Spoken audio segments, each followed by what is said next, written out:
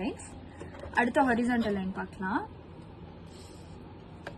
So இந்த இடத்துல 3 கை மாதிரி இருக்கும், 3 விரல் மாதிரி இருக்கும். 1 2 3. ஸோ இந்த விரல்ல இந்த இடத்துல ஒரு 2 கிற்கள் மாதிரி இருக்குல்ல, அதில் 3வது கிற்கல்ல குத்து மதிப்பா ஒரு கோடு போடணும். 3வது இடத்துலயே வச்சுக்கோங்க.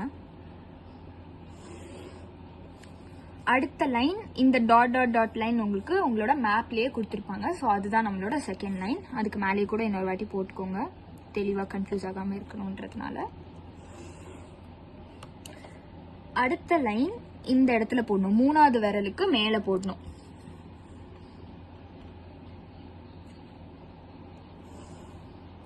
சாரி, 2வது விரல். ஸோ இது 1 இது 2, 2வது விரலுக்கு மேலே போடணும். அடுத்து 3வது விரல் கிட்ட 4th லைன் வரணும். ஸோ இதை திரும்ப ரீகால் பண்ணிக்கலாம். ஃபர்ஸ்ட் முதல் விரலுக்கு கீழே ஒரு 2 கிற்கள் மாதிரி இருக்கும், அதில் 3வது கிற்கல்ல ஒரு கோடு போடணும். அடுத்து உங்கள் மேப்லேயே டாட் டாட் டாட் லைன் கொடுத்துருப்பாங்க, ஸோ அதை வச்சு ஒரு கோடு போட்டுக்கோங்க. அடுத்து 2வது விரலுக்கு கொஞ்சம் மேலே ஒரு கோடு.